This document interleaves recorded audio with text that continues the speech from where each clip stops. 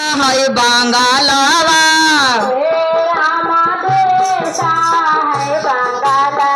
शहर कलकत्ता रामा जादू घर में अरे जादू घर में टांगल तस्वीरा ए रामा जादू घर में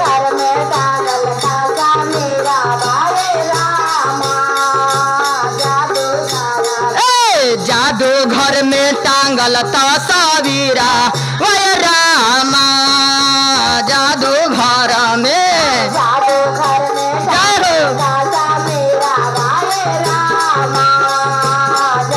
ए रामा बेसा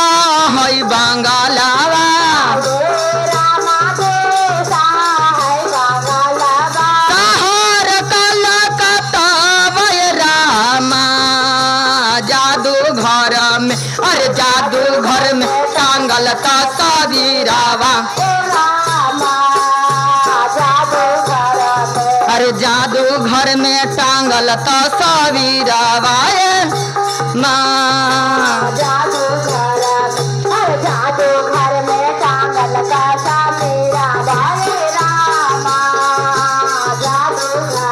ए रामा सोने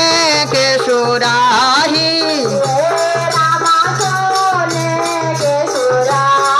अरे गंगा जल पानी रामा काली माई के अरे काली माई के चारा न धोलाई काली माई के चारा न धोलाई काली माई के चारा न धोलाई ए रामा सोने के सिंहासन अरे आसनी लगा ये रामा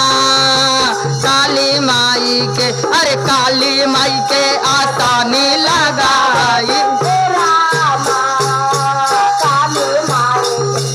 काली माई के आसनी लगाई ए रामा ओरा हुला फुलावा के अरे गजल गुथवा निये रामा काली माई के अरे काली माई के गजल पहनाई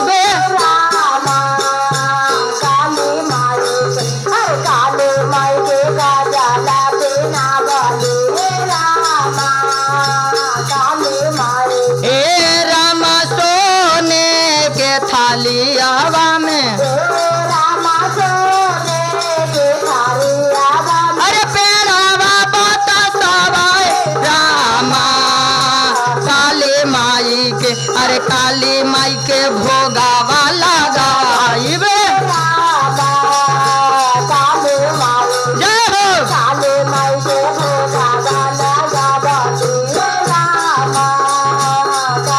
ए रामा बेसा है बंगालवा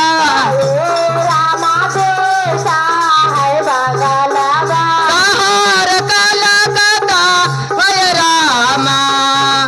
जादू घर में अरे जादू घर में टांगल तस्वीरावा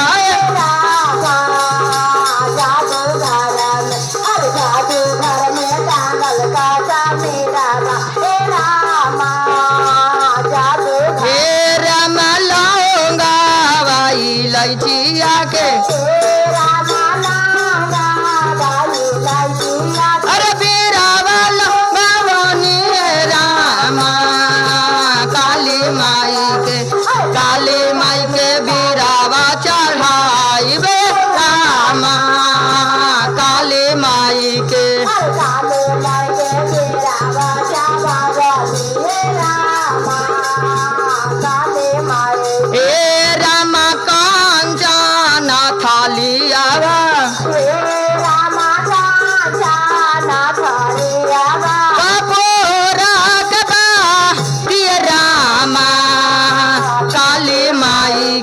अरे काली माई के आरती उतारब रामा